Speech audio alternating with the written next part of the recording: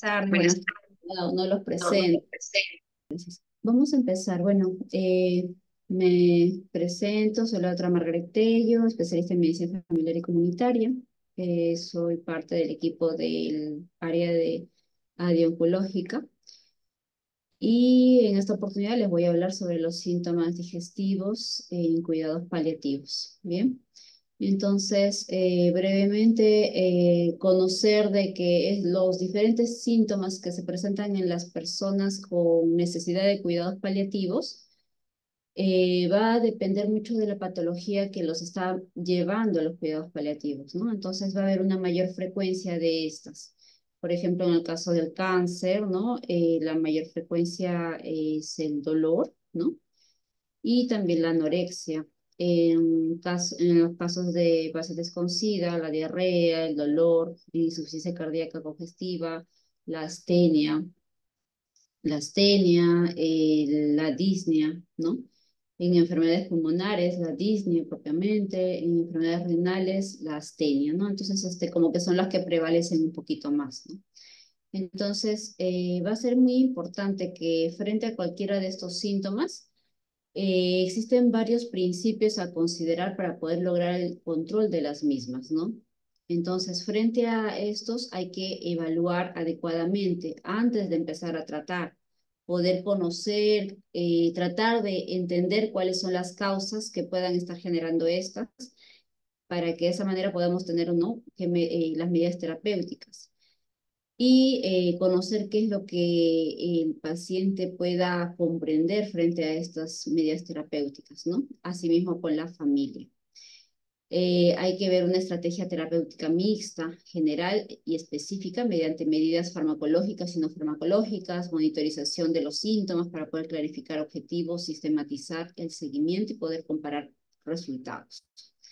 Hay que tener atención a los detalles, optimizar el grado de control de síntomas, minimizar los efectos secundarios, porque frente a los diferentes medicamentos que podemos utilizar, de todas maneras van a haber algunos efectos secundarios. En estos casos, muchas veces vamos a tener que colocar en una balanza, ¿no? El mayor beneficio que le pueda generar al paciente frente a los riesgos que le pueda generar, ¿no?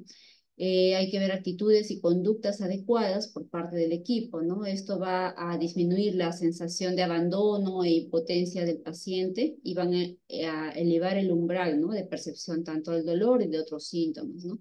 Entonces tenemos acá un pequeño algoritmo, ¿no? Del tratamiento de síntomas, en el cual va a ser importante la valoración multidisciplinaria, no solamente por el médico, por la enfermera, por psicología, en este caso de síntomas digestivos por nutrición va a ser primordial la participación de nutrición, ¿no? Hay que realizar una historia clínica detallada, explorar adecuadamente al paciente, ¿no? Si es necesario, pedir exámenes laboratoriales o algunas otras exploraciones complementarias, ¿no? Y también a veces va a ser necesario también hacer interconsultas, ¿no? Frente a todo ello, poder identificar cuál es la causa o mecanismo que está generando la causa y si es que esta causa puede ser tratable, ¿no? Si es que en caso es tratable, hay que considerar el tratamiento específico. Bien, ahora, frente a este tratamiento específico, hay que ver, ¿no? Las preferencias del paciente, ¿no? El entorno, el estadio de la enfermedad, posibles interacciones, efectos secundarios de las intervenciones, ¿no? Digamos, por ejemplo, en pacientes con disfagia, con una lesión bastante importante a nivel de esófago, que ya está con una mayor metástasis, tal vez a nivel de estómago y otras zonas, ¿no? Valorar, ¿no? Qué tan beneficioso puede ser realizarle una gastrostomía o poder realizar algún otro tratamiento que pueda aliviar la molestia que está presentando, ¿no? Como por ejemplo la anorexia o la dificultad para poder ingerir los alimentos, ¿no? O la colocación de sondas nasogástricas, ¿no? Valorar cuál es la situación del paciente, qué es lo que desea y el estadio de la enfermedad también va a ayudar mucho para poder comprender, para que el paciente pueda tomar decisiones, ¿no? Su propio diagnóstico, su propio pronóstico le va a permitir tomar decisiones quizás frente a procedimientos que podrían generarle un mayor disconfort, ¿no? Frente a otros tratamientos que podemos brindar. Bien, entonces, una vez que, bueno, si no sabemos la causa, ¿no? Bueno, si sabemos la causa, ya tenemos ya claro cuál es el mecanismo subyacente, vamos a tratar, hacer un tratamiento sintomático, ¿no? Y ahí es donde entramos nosotros, ¿no? El tratamiento sintomático. Una vez que se hace este tratamiento sintomático, hay que monitorizar la respuesta al tratamiento, ¿no? Y si es que en caso eso no va funcionando, vamos reevaluando y valorando, ¿ok? Bien, entonces, dentro de lo que es valoración de síntomas, por ejemplo, podría ayudarles bastante a ustedes la primera cara de su historia clínica, colocar esta escala de valoración de síntomas, que es el Edmonton, ¿no? Porque nos permite evaluar eh, varios síntomas, ¿no? Con una escala de valoración del 0 al 10, ¿no? Considerándose 0 una intensidad buena, ¿no? Por así decirlo, y 10 es una máxima molestia, un máximo síntoma que pueda estarse presentando, ¿no? Entonces, con esta escala de valoración, realizándola al inicio de cada atención, por ejemplo, teniendo un basal, por ejemplo, ¿no? Y posteriormente cada cierto tiempo, cada vez que van viendo al paciente, pueden ir checando cómo va avanzando ese síntoma, si va mejorando o va empeorando, ¿no? Y de acuerdo a ello, poder colocar mayor prioridad en ese síntoma que estén observando, ¿no? Bien, bueno, hay otras escalas de valoración que también podrían considerar, pero yo creo que esta les va a ayudar muchísimo en una historia clínica es más integral en relación a los síntomas, ¿ok? Físicos. Bien, entonces ya entrando un poquito más a la parte de síntomas digestivos, ¿no? En los pacientes oncológicos vamos a tener varias problemáticas, ¿no? Dentro de lo que es la patología oral, los pacientes pues experimentan la serostomía, la boca seca. Frente a esta, hay algunas medidas que podrían ayudar, como por ejemplo los caramelos sin dulce, chicles sin dulce, también lo que es agua de manzanilla fría con gotitas de limón, también podría ayudar a mejorar esa molestia que estén presentando. Muchos de los medicamentos que se usan podrían estarle generando este tipo de problemas, ¿no? Igual hay que hacer la valoración de cuál es la causa, ¿ok? También pueden utilizar la pilocarpina, ¿no? Pilocarpina oral en gotas también, ¿no? Si es que esta es no cede, ¿no? O saliva artificial también, ¿no? Ah, y hay que valorar también si es que hay algún medicamento que esté generando el efecto anticolinérgico. Como sabrán, a veces también en el manejo de dolor, en el manejo de náuseas, ahora que lo voy a conversar, usamos la iosina, la escopolamina, ¿no? Entonces, muchas veces este medicamento también podría estar generándole la sequedad de boca, ¿no? Entonces, hay que identificar qué es lo que está pasando. Si que esto no fuera así, entonces tal vez no sería necesario estarle quitando el medicamento, ¿no? Y sea otro medicamento el que está usando, el que está provocando esto. Luego otro problema bastante frecuente en los pacientitos es el muguet oral, ¿no? Porque las defensas bajan. Entonces, la candidiasis se apodera de la boquita, por ello es también otra recomendación que quiero brindarles es al tener a un paciente en la primera valoración, hay que valorar de pies a cabeza, ¿no? Abrirle la boca, ver el cabello, ver todo en el paciente, descubrirlo, hacerle comprender al paciente que en ese momento es cuando necesita mostrar qué molestias tiene, ¿no? Entonces, en estos casos, por ejemplo, nosotros hacemos un preparado de unos colutorios con nistatina. Bien, en 1 litro de agua les indicamos, pues, ¿no? Unas 3 cucharadas de bicarbonato de sodio si es que es bastante el nugget que está presentando bastante placa blanquecina a nivel de la boca, ¿no? Yo les indico 2 frasquitos que lo echen en este litro de agua y además hidróxido de aluminio, un frasco, y a veces también podríamos agregar un antibiótico, ¿no? Como suplementos azotrimetropin también en jarabe, ¿no? Entonces este preparado puede durar hasta 4 días en lugares frescos y cuando es bastante el nugget, yo le indico cada 4 horas. Si va bastante bien, a los 5 días más o menos, ya va limpiando la boquita, ¿no? Y ya va sintiendo menos molestias. A veces le van a venir los pacientes con dificultad o molestias para poder ingerir, ¿no? O el familiar les va a comentar de que este paciente, pues, no quiere comer, ¿no? Y de pronto pues vemos la boca y la boca está totalmente magullada, ¿no? Entonces necesitamos manejar ello. Luego las lesiones dolorosas y la halitosis, ¿no? Hay que valorar si es que hay infección. Obviamente si es que hay infección hay que tratarlas, hay que brindar los colutorios y si es una infección bastante fuerte, pues no, tal vez antibióticos vía oral, ¿no? En el caso de aftas, ¿no? Igual, ¿no? Es importante usar un anestésico, puede ser local, ¿no? Un anestésico local.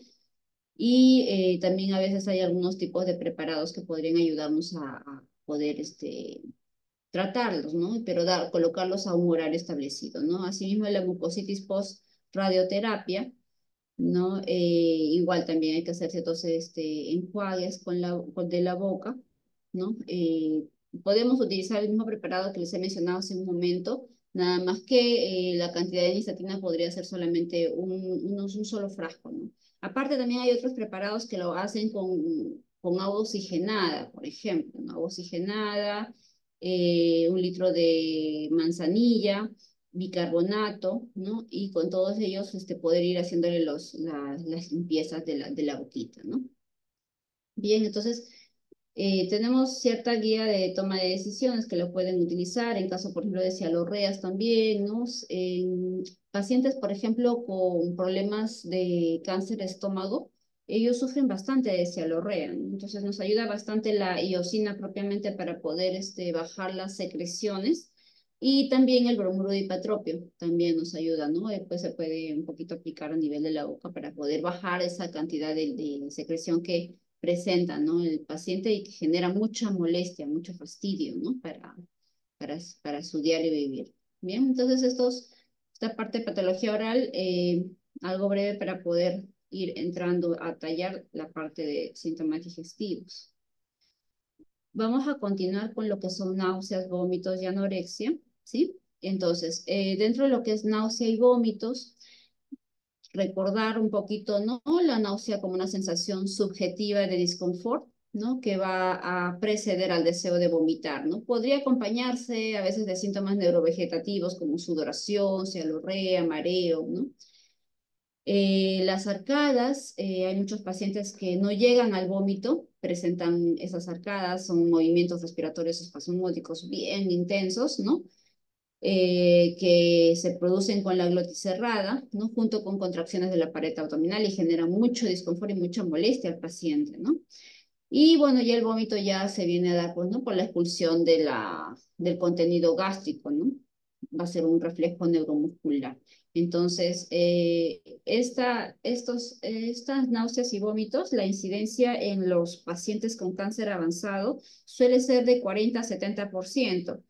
La causa podría ser, pues, tanto la misma enfermedad, así como el mismo tratamiento, ¿no? Hay varios medicamentos que podrían generar este síntoma, ¿no? Entonces, de acuerdo a ello, se va a poder usar los diferentes medicamentos. Entonces, acá tenemos un poquito la fisiopatología, ¿no? Hay zonas gatillo para las náuseas y los vómitos que van a generar este síntoma.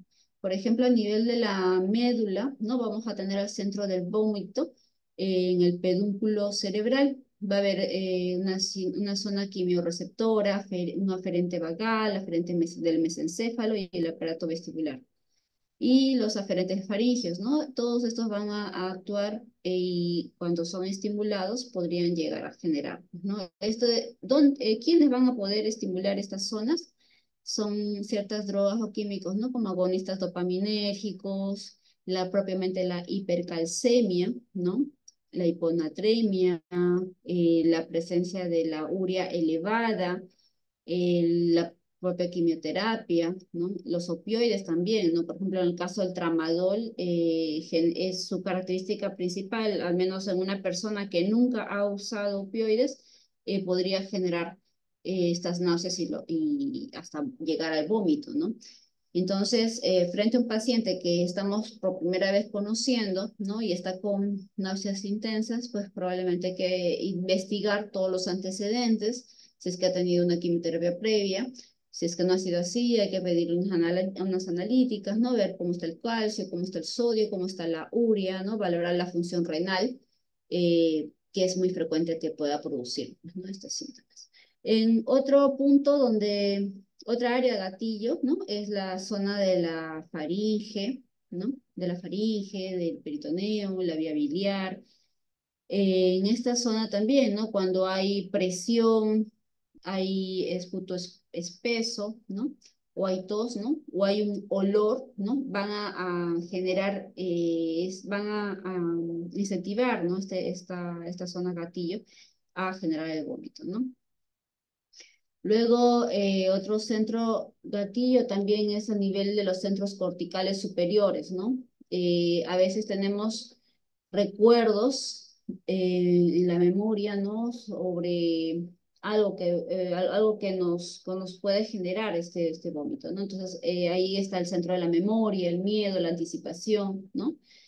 Entonces, tanto ustedes van a observar y también habrán tenido alguna experiencia al respecto, ¿no? Al observar tal vez algo en específico les podría llegar a generar también, ¿no? Náuseas y vómitos, ¿no? Está el núcleo vestibular aquí, puede generar también mareo, algún tumor, o los otros tumores o los opioides, ¿no? Podrían generar también estas náuseas, ¿no? Entonces, como vamos a ver, en cada una de estas zonas van a haber receptores de neurotransmisores, ¿no? Que van a generar los vómitos. ¿Cuáles son estos? Son los muscarínicos, los dopamina D2, histamina H1, la serotonina 5-hidroxitriptamina, la sustancia P, ¿no? Entonces, sobre cada una de estas se va a actuar por medio de los medicamentos, ¿no? Por medio de antihistamínicos, antimuscarínicos, antidopaminérgicos, los antagonistas 5-HT3 y así, ¿no? Entonces, en cada uno de estos centros. Es así como tenemos los diferentes medicamentos con los cuales vamos a trabajar para poder lograr manejar las náuseas, ¿no? Dentro de las diferentes causas tenemos, ¿no? Los fármacos como opioides, quimioterápicos, algunos antibióticos también generan náuseas, la radioterapia también, causas gastrointestinales como gastritis, úlceras, obstrucción también, causas bioquímicas como la falla renal, la hipercalcemia, también la hipertensión intracraneal, la ansiedad, ¿no? Ahí tenemos algunos quimioterápicos que pueden generar graves náuseas y vómitos, como el cisplatino, la dacarbazina, y así, ¿no? En el caso de náuseas moderadas, el metotrexate, que es bastante utilizado, ¿no?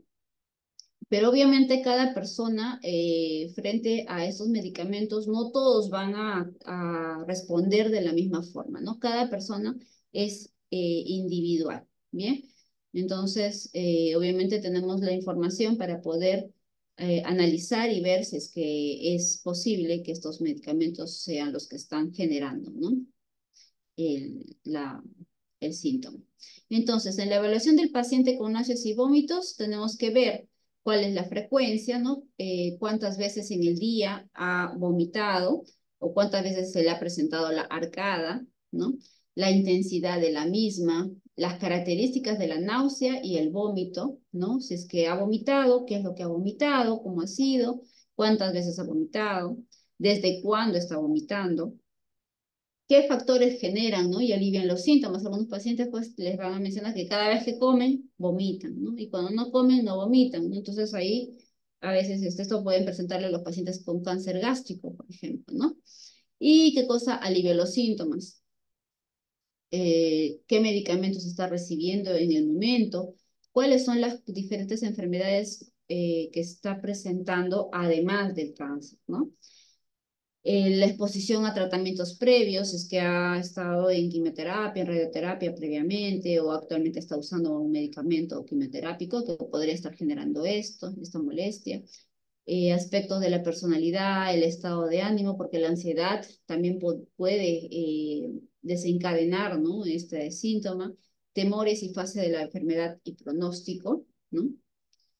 El examen físico va a ser importante, valorar si es que está en deshidratación, si la presión arterial está adecuada, si es que hay llenado capilar, ¿no? Entonces, cada uno de estos datos nos va a permitir valorar si es que el paciente pues requiere un manejo endovenoso, vía oral, en subcutáneo, ¿no? Si es que, y también no se olviden siempre cuando llega el paciente a la consulta, preguntar cuándo o a qué hora ha sido el último vómito, ¿no? Para poder tomar decisiones, ¿no? Entonces, dentro de los manejos, por ejemplo, en el caso de las náuseas ocasionadas por el opioide, ¿no? Va a ser importante que ustedes puedan prevenir, ¿no? Porque ya sabemos que el tramadol en un paciente que nunca ha consumido el opioide va a generarles náuseas. Los primeros 7 días, porque luego hacen tolerancia, por lo tanto hay que prevenir, ¿no? Entonces, dentro de ello, pues hay que asegurar el peristaltismo normal, hay que ver la historia de las náuseas por opioides, si es que ya antes ha tomado el medicamento, si le ha generado o no le ha generado, ¿no? Y si es que esto no ha sido por los primeros 5 días al menos, darle medicamento para las náuseas, ¿no? Si de pronto ya se presentan las náuseas, ¿no? Hay que evaluar las causas, ¿no? Para poder valorar si se puede eliminar y considerar la medicación según la necesidad. Si es que esas náuseas persisten, ¿no? Hay que reevaluar nuevamente las causas y hay que valorar si es que hay alguna causa emocional. Hay que optimizar el antiemético por una semana, ¿no? Y no es muy efectivo, ¿no?, el uso de ansiolíticos, ¿no? Pero sí el soporte emocional va a ser importante, ¿no? Y si es que las náuseas persisten por más de una semana en caso de uso de opioides, ¿no? Hay que evaluar nuevamente la causa y la gravedad de la misma, ¿no? Y si es que confirmamos de que realmente está siendo estas náuseas producidas por los opioides, hay que rotar el opioide, ¿no? Si es que en caso es la causante, ¿no? Pero si es que no lo es, si es que hay otra situación, hay que valorar y hay que considerar, ¿no? Hay que considerar, ¿no? Poder valorar nuevas causas y su gravedad, ¿ya? Y considerar otras intervenciones, ¿bien? Entonces, las náuseas persistentes a menudo es en contexto de otros síntomas gastrointestinales, ¿no? Hay que valorar si es que hay sequedad de boca, hay reflujo gastroesofágico, hay anorexia o hay una saciedad temprana. De pronto el paciente pues está con una ascitis bastante importante, ¿no? Y esa ascitis pues mantiene el estómago presionado y por lo tanto puede desencadenar igualmente náuseas, ¿no? O también el estreñimiento también podría generar, ¿bien? Dentro del manejo hay medidas generales a considerar. Hay que tener un ambiente adecuado, limpio, con buena luz, la comida que sea lo mejor presentable para el paciente, ¿no? Allí, por ejemplo, hasta pedirles a los familiares que les compren esos platos bonitos, grandes, ¿no? Que les sirvan con una decoración, ¿no? Ya sea que ingiera muy poco alimento el paciente, ¿no?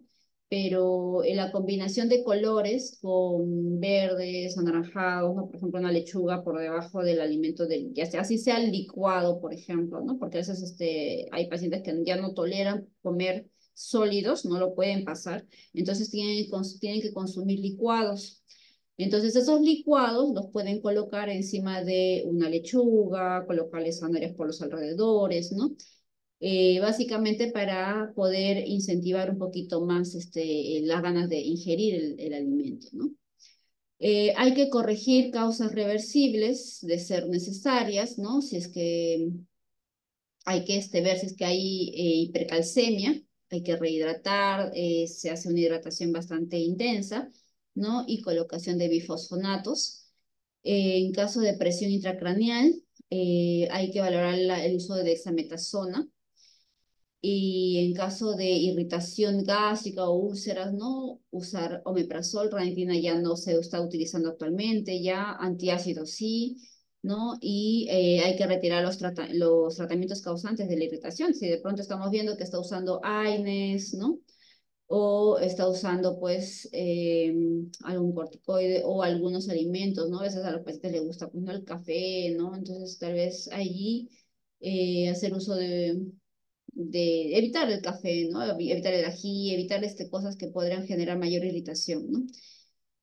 En situaciones de obstrucción intestinal, las náuseas son bastante intensas, bastante continuas y aparte la secreción también es abundante, ¿no? Entonces siempre están botando salivita. Entonces, en el caso de ellos hay que secar secreciones y eso lo hacemos con iosina o también con octreotide, ¿sí?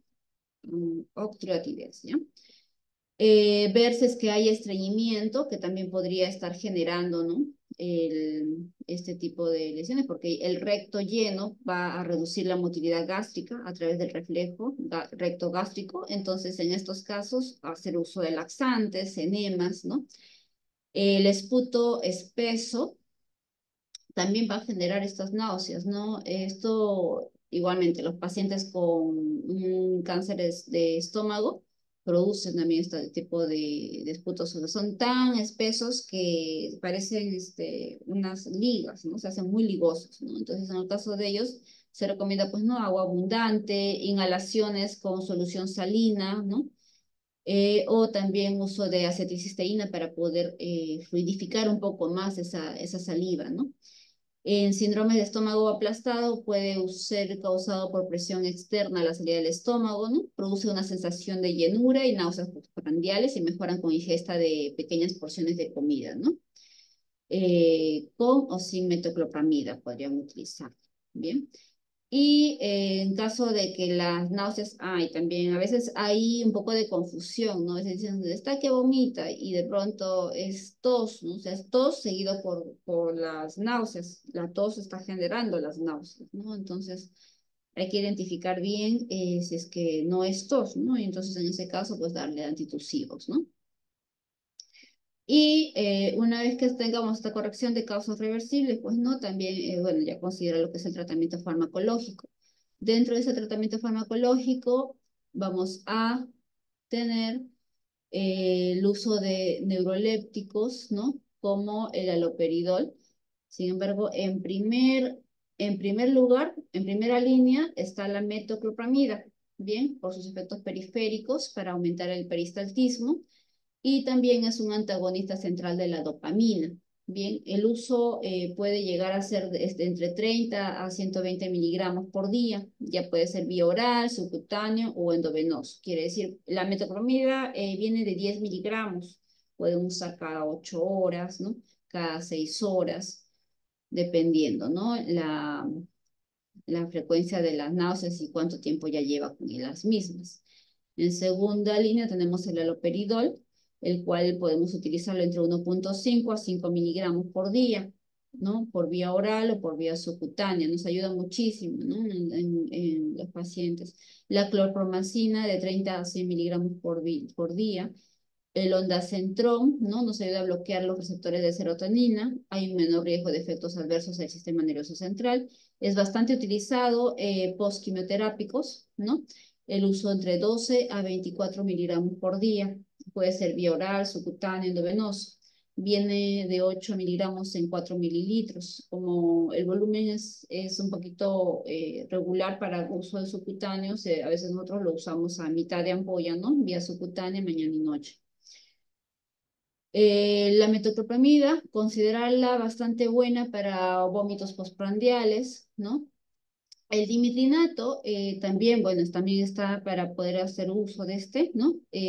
Principalmente nos va a ayudar mucho cuando las náuseas son asociadas con vértigos, ¿bien? Y la dexametasona, que también es otro medicamento que bastante nos ayuda cuando hay náuseas muy intensas. Y en primera línea para tratamiento si la causa es presión intracraniana incrementada, ¿no? Y obviamente si es que hay tumores cerebrales, ¿no? Se pueden utilizar, sin embargo, considerar de que la radioterapia va a ser probablemente su mejor alivio, ¿no? Entonces, por lo pronto se puede utilizar el corticoide hasta que se pueda ir tramitando, pues, ¿no? Realizar una radioterapia en caso de tumores cerebrales que estén generando estas náuseas, ¿no? También tenemos a la iosina, a la escopolamina de uso, ¿no? Eh, Nos va a ayudar a bloquear, ay, a bloquear la liberación de acetilcolina en el tronco cerebral menor, ¿no? Y también, digamos que cuando hay náuseas muy continuas, podemos llegar hasta combinar los medicamentos, ¿no? La iosina junto con el haloperidol nos va bastante bien, ¿no? O la metoclopramida también, conjuntamente. Algunos pacientes hasta también tienen que agregar dimidrinato, ¿no? Entonces, el detalle con el dimidrinato pues genera bastante sueño, ¿no? Entonces, por ahí tampoco no nos, bueno, al paciente para que se mantenga funcional no nos ayuda lo suficiente. Bien, el siguiente punto es estreñimiento, ¿no? Hay muchas definiciones del estreñimiento. Entonces, acá, bueno, la definición de Roma 3 la define como una evacuación intestinal poco frecuente, difícil o incompleta que puede provocar dolor y malestar. Hay una sensación de evacuación incompleta o la consistencia de las deposiciones es dura, ¿no? Entonces, cuando hay una de estas características, ya la estamos considerando como estreñimiento, ¿no? Entonces, hay muchas diferencias, ¿no? En relación a cómo caracterizar el estreñimiento, ya que las personas, pues, tienen diferentes funcionamientos intestinales, ¿no? Entonces, hay personas que tienen evacuaciones, pueden ser de 3 veces al día o a veces hasta 3 veces por semana, ¿no? Y eso lo consideran normal dependiendo de la persona, ¿verdad? Toda la evaluación siempre que la realizan tiene que ser individual, ¿bien? Entonces, la prevalencia en los pacientes con cáncer, dependiendo de la definición utilizada, va a ser entre 18 y 90% de los pacientes, ¿no? Hay estudios, ¿no? Que, por ejemplo, en este estudio prospectivo de 197 pacientes en cuidados paliativos por cáncer, el 49% se presentó, ¿no? En pacientes que estaban de 2 a 10 semanas antes del fallecimiento y en un 55%, 48 horas antes del fallecimiento, ¿no? Entonces, vemos de que previo al fallecimiento, bueno, hay bastante frecuencia de esto, ¿no? Sin embargo, si es que estamos reconociendo que el paciente está a días o está en agonía, ¿no? Obviamente, probablemente no va a ser nuestra prioridad realizar un tratamiento en él, ¿no? ¿Ok? Y bueno, en pacientes con cáncer avanzado, la incidencia es entre 40 y 45%, así que vemos que también es un síntoma bastante frecuente, ¿no? ¿Qué factores conducen al estreñimiento? Hay factores orgánicos como desbalances químicos, como la hipercalcemia. Nuevamente la hipercalcemia viene a tallar acá, así que es importante, pues, ¿no? Su valoración del calcio. Presión sobre el intestino por tumores, ascitis o adherencias, cambios en la inervación del tracto gastrointestinal por una compresión de la médula espinal, ¿no? En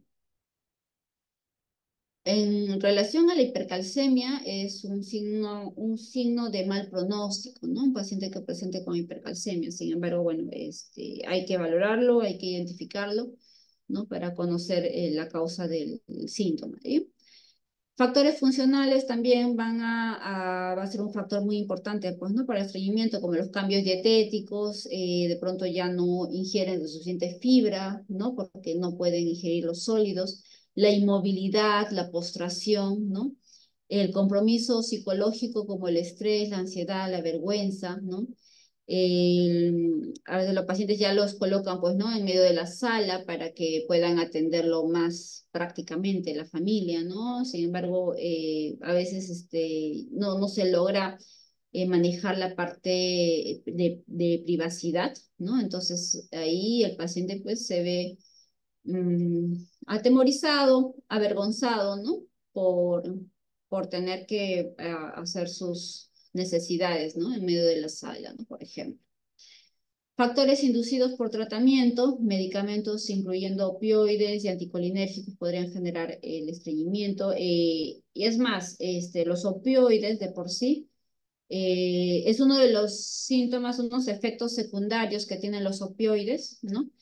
Que no tienen una tolerancia, ¿no? O sea, siempre van a generar este estreñimiento, a diferencia de las náuseas, ¿no? Las náuseas, en cambio, a medida que van utilizando el medicamento, a los 5 días o a los 7 días, pues no, ya van mejorando ya, ¿no? En cambio, en relación al estreñimiento, no, es algo continuo, ¿no? Ahora, igual va a depender de la fisonomía de la persona. No todas las personas terminan haciendo estreñimiento. Yo tengo pacientes que usan morfina a altas dosis y no sufren de estreñimiento, o bueno, o al menos lo logran manejar, ¿no? Con la lactulosa, ¿no? No ha sido muy complejo. Mientras que otros con pequeñas dosis de tramadol, ¿no? Usos continuos, ¿no? Ya empiezan a presentar rápidamente estreñimiento, ¿no? El efecto de la cirugía, ¿no? También podría generar estreñimiento por evitar el dolor, ¿no? Quedan más inmóviles y evitan, pues, ¿no? La presión para poder realizar la deposición. Las neuropatías inducidas por la quimioterapia también van a conducir a estreñimiento, ¿no? Entonces, la evaluación del paciente con estreñimiento, ¿no? Va a ser importante el patrón previo de tránsito intestinal, valorar el patrón previo, ¿no? ¿Cómo ha sido antes? ¿Desde cuándo es que sufre estreñimiento? ¿Cuánto tiempo va? ¿Cada qué tiempo realizaba la deposición? ¿No? El uso habitual de laxantes, es que ya antes utilizaba, no los usaba, ¿no? La fecha de último movimiento intestinal, la última vez que hizo deposición, la sensación de evacuación, ¿no? El dolor abdominal, si es que hay gases, hay náuseas, hay vómitos, ¿no? En paralelo a ello, o hay incontinencia fecal, ¿no? En algún momento. Bien, entonces, una vez que tenemos toda esta información, al momento de realizar el examen físico, hay que valorar si es que hay distensión, si hay mayor sensibilidad, ruidos hidroaéreos incrementados, hay masas que puedan estar obstruyendo la vía rectal, realizar el tacto rectal, evaluar la patología anal, hemorroides, fisuras, fístulas, ¿no? Que puedan estar interrumpiendo o evitando poder hacer la deposición. Descartar que haya impactación, ¿no? Eso es bastante importante. A veces cuando hay impactación, puede el paciente estar presentando deposiciones líquidas en pequeñas cantidades y el familiar, el paciente dice, no, siempre estoy manchando la ropa, no estoy manchando, pero sí hago deposición. Y cuando preguntamos, ¿y cuánta cantidad de deposición hace? Ah, solamente mancho, ¿no? ¿Y cuánto tiempo va así? Ah, más de una semana. Entonces, y su alimentación sigue, bueno, yo sigo alimentándome como antes, ¿no? Entonces, o tal vez le he bajado un poquito, pero sí que estoy comiendo, ¿no? Entonces, eso nos tiene que llamar la atención, porque a veces podrían pasar desapercibido tal vez una deposición ahí impactada, ¿no? Y que lo que está haciendo es rebosamiento, ¿no? Entonces, en caso de estar pensando en algo así, hay que hacerle un tacto rectal y valorar, ¿no? Si es que la ampolla rectal está ocupada, ¿no? De ser así, pues habría que colocarle un enema y ello, ¿no? Y obviamente el paciente con fastidio, ¿no? Fastidio en abdomen, o a veces hasta dolor abdominal. Vienen por dolor abdominal, se le coloca medicación, pero si de pronto está con un estreñimiento, el dolor va a persistir, ¿no? Entonces, es importante considerar esto, ¿sí? Hay que hacer un diagnóstico diferencial, ¿no? Entre una constipación no complicada, si es que no es complicada, o es una constipación complicada, ¿no? Hablamos de una constipación complicada cuando hay fecaloma o hay oclusión intestinal, ¿bien? Entonces, podemos utilizar dentro de nuestra valoración la escala de Bristol, ¿no? Mostrarle al paciente de qué forma son sus deposiciones y digamos que lo normal debería de ser un Bristol 3 a 4, ¿no? Pero ya un Bristol 1 o 2 ya nos llama ya a pensar en unas deposiciones, pues, con estreñimiento, ¿no? Algunas complicaciones que se puedan generar por esta es, pues, ¿no? La hiporexia, o sea, por el tema del estreñimiento nos puede generar hiporexia, no tiene ganas de ingerir los alimentos, hay náuseas, vómitos, hay dolor abdominoperineal, ¿no? Y nosotros continuamos aumentándole el opioide o continuamos aumentándole los medicamentos y no verificamos esto, eh, no vamos a estar haciendo un buen tratamiento, ¿no? El paciente va a continuar con la molestia. Hay que verificar bueno, puede generar hemorroides, puede generar fisuras anales, ¿no? Retención urinaria por la compresión, pseudoobstrucción intestinal, distensión abdominal, pseudodiarrea, ¿no? Lo que les mencionaba, que es un rebosamiento de las deposiciones. Bien, entonces son algunas complicaciones que podría generar por el estreñimiento, ¿no? El manejo del estreñimiento es evaluar la causa, modificar de ser posible, ¿no? El asegurarse de que no tiene una obstrucción intestinal, pedir una placa radiográfica. Para poder ver el tema de obstrucción intestinal, recordar, bueno, se tendría que pedir una plaquita radiográfica, ¿no? De pie y echado, ¿no? Para valorar si es que hay si hay niveles hidroaéreos, ¿no? Incrementar actividad física si no interfiere la fatiga o dolor, ¿no? Hay que hacer movimientos isométricos en el paciente en la cama, ¿bien? Evaluar la dieta y la ingesta de líquidos, ¿no? Medidas generales del estreñimiento, paciente con apetito normal debería de beber 8 vasos de líquidos, ¿no? Al día, dieta alta en fibras, ¿no? Los alimentos bueno, podrían inducir a la motilidad intestinal como ensaladas, dátiles, frutas, ¿no? Los alimentos que inducen estreñimiento podrían ser las harinas, los chocolates, el plátano, el té, entonces hay que evitarlos. Hay que favorecer la privacidad al momento de la defecación. De ser posible, descontinuar los medicamentos que están causando el estreñimiento, ¿no? Ahora también igual podemos rotar de opioides, por ejemplo, si es que solo eh, ya hemos corregido ya el resto de situaciones que puedan estar generando el estreñimiento y el estreñimiento es muy frecuente, entonces podríamos intentar tal vez rotar opioides para ver también si es que eso es lo que está generando el estreñimiento muy intenso, ¿no? Bueno, ¿qué medicamentos usamos? Hay algunos reguladores que aumentan el volumen de las heces y las hacen más blandas, ¿no? Como el salvado de trigo, la metilcelulosa, ¿no? En estos casos no debemos de utilizarlos estos, ¿bien? Lubricantes pueden permitir que el agua penetre, ¿no? En la masa fecal, como la parafina, los osmóticos, que es lo que más utilizamos, ¿no? Como la lactulosa, estos hacen de que la presión osmótica, ¿no? Incremente, pero para ello necesitamos que el paciente ingiera líquidos. Es decir, para que la lactulosa, el polietilenglicol puedan hacer efecto, necesitamos que la persona tome líquidos y pueda hacer eso nos va a ayudar, ¿no? Hay estimulantes que aumentan el peristaltismo intestinal y el líquido intraluminal, ¿no? Y estos son como, por ejemplo, el bisacodil, ¿no? Lo tenemos también, bueno, lo tenemos por el CIS, no hemos tenido problemas por ello. Sin embargo, bueno, podrían llegar a irritar, ¿no? Ahora, a veces hacemos combinación de estos, ¿no? Las noches damos bisacodilo y en el día, pues, ¿no? La lactulosa, dependiendo de la frecuencia evacuatoria, ¿no? Igual, cada persona necesitamos encontrar cuál es la dosis que le va bien al paciente, ¿no? De pronto, 15 mililitros es mucho cada 8 horas, quizás le va bien 10 mililitros, ¿no? Dependiendo. Entonces, tenemos que encontrar cuál es la dosis para ellos. Y, bueno, si es que estos medicamentos no llegan a ser efectivos, ¿no? Tendríamos que usar, pues, ¿no? Supositorios de glicerina y o enemas, o también hacer extracción manual, ¿no? ¿Cómo tratar la impactación fecal? Si el impacto es alto, ¿no? Va a requerir de administración de varios enemas de limpieza, ¿no?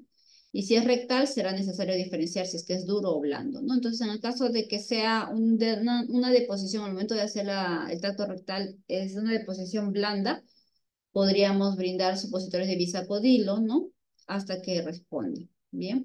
pero si es que esa deposición es dura, pueden utilizar enema de aceite, ¿no? De 100 a 200 mililitros la noche anterior.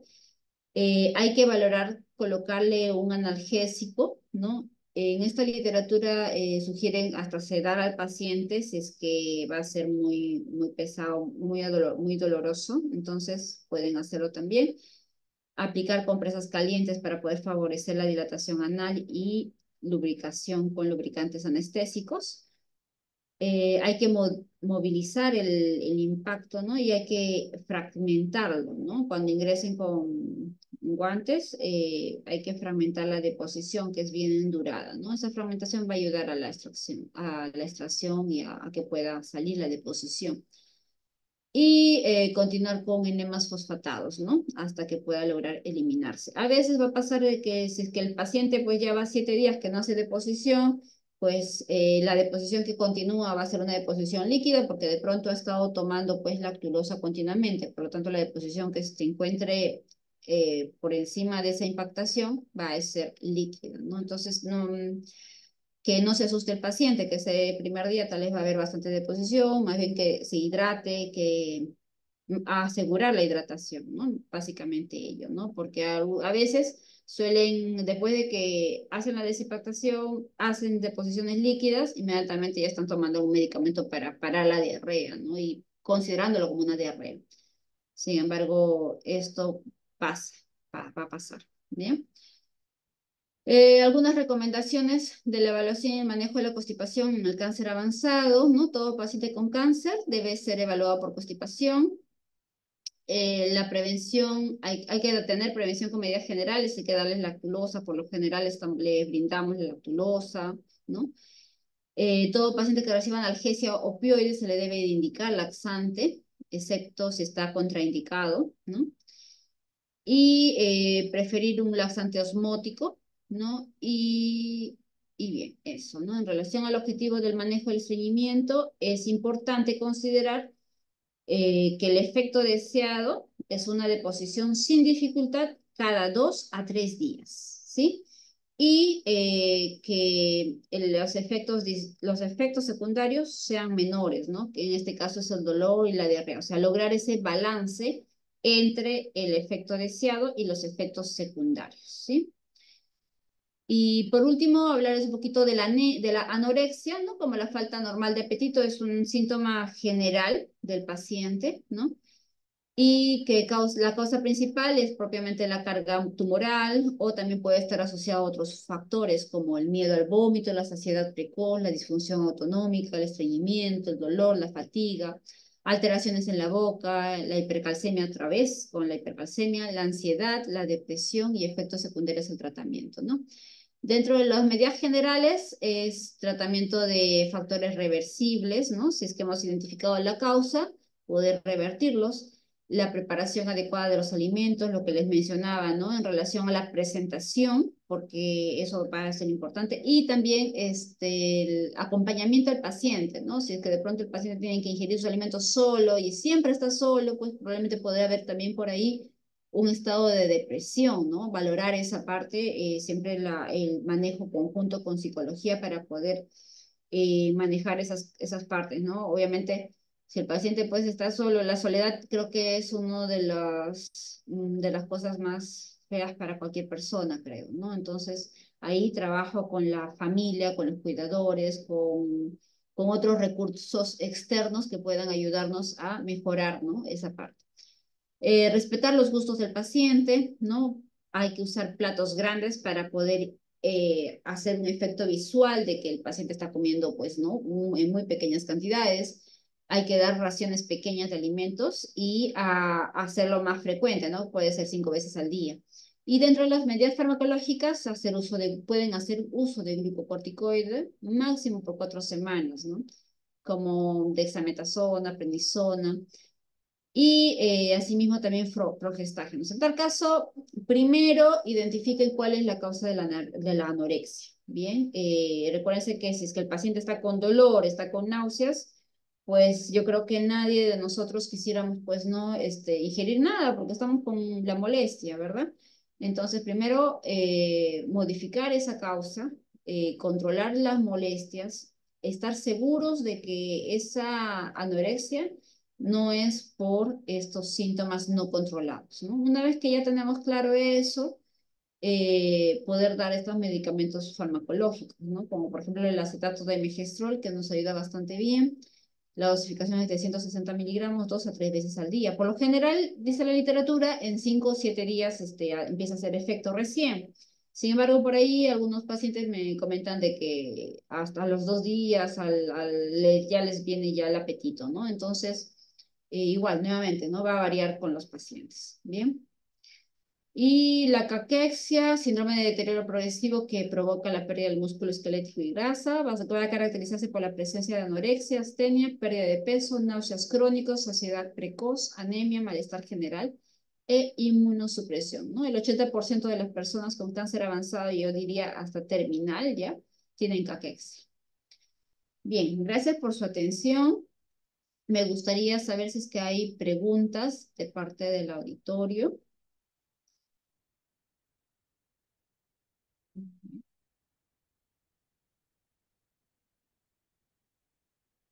¿Habrán tenido algún caso, algún casito que quisieran comentar?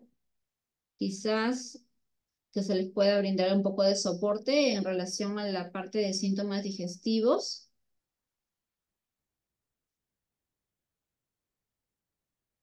Hola.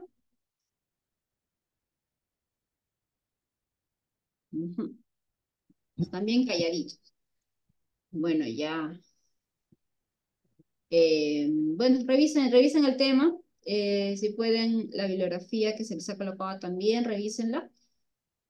Eh, y si tienen algunos casos, pues, ¿no? Irlas anotando para poderlos tratar en la fase presencial, ¿no? Va a ser interesante si es que ustedes mismos presentan casitos que puedan ayudar más a la comprensión. Nosotros vamos a llevar algunos casos que son por parte de acá del equipo, pero si que tienen casos reales de parte de ustedes va a ayudar muchísimo, ¿no? Entonces, a sus equipos, organícense para que se pueda aprovechar. Bien, bien, listo. A ver, un momentito.